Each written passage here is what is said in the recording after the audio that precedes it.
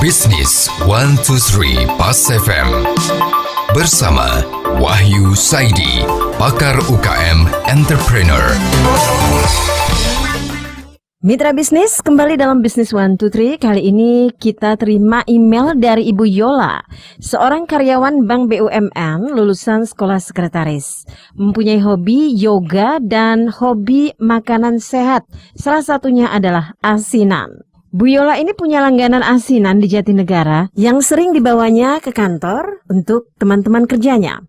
Dan sudah 2 tahun ini sering dibawa ketika beliau latihan yoga pada hari Sabtu dan Minggu. Sepertinya teman-teman beliau ini juga suka.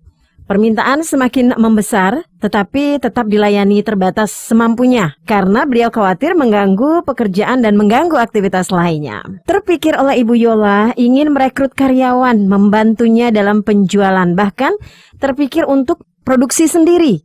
Bagaimana pendapat Pak Wahyu? Baik, Ibu Yola, berikut Dr. Wahyu Saidi MSc, pakar UKM Entrepreneur. Bu Yola, memang bisnis itu kadang dan banyak tumbuh mulai dari hobi dan di lingkungan teman terdekat.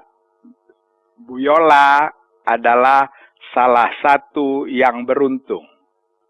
Hobinya atau gemarnya makan asinan Betawi, dan kemudian teman-temannya, karena memang bagian dari gaya hidup Bu Yola, hobinya yoga, dan juga lingkungan kerjanya, lingkungan yang sadar tampil, maka memang banyak orang yang suka asinan Betawi. Asinan Betawi ini adalah produk sayur dengan kuah bumbu kacang yang tampaknya sangat sederhana dan mudah membuatnya. Tetapi faktanya tidak gampang membuat yang enak dan digemari banyak orang. Dan Bu Yola sudah mengatakan punya supplier yang bagus dan laku. Bahkan Bu Yola mengatakan bisa memproduksi.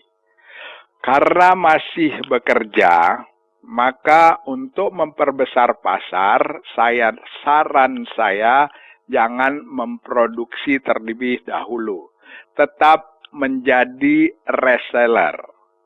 Tetapi boleh mulai menambah karyawan.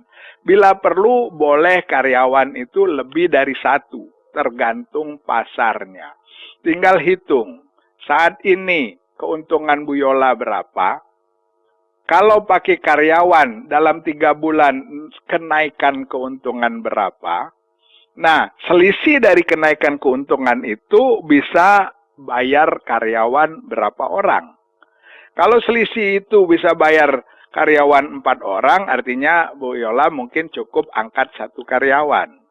Kalau lebih dari 5, angkat 2 karyawan. Karena dengan nambah karyawan itu, maka keuntungan juga akan terus membesar. Jadi, saran saya sesuai pertanyaan Bu Yola, tambahlah karyawan dan evaluasi setiap 2 bulan, apakah karyawan ini cocok, apakah karyawan ini membantu meningkatkan keuntungan. Kalau membantu, teruskan untuk memperbesar bisnis sambilan Bu Yola ini, dan kemudian mungkin baru 1 titik, baru boleh berpikir tentang memproduksi sendiri. Saat ini, cukup tetap menjadi reseller. Sukses untuk Bu Yola dari Wahyu Saidi. Demikian Bisnis 123 Pas FM. Jika Anda memiliki pertanyaan seputar usaha Anda, email ke redaksi@pasfm.com atau telepon 633 9160.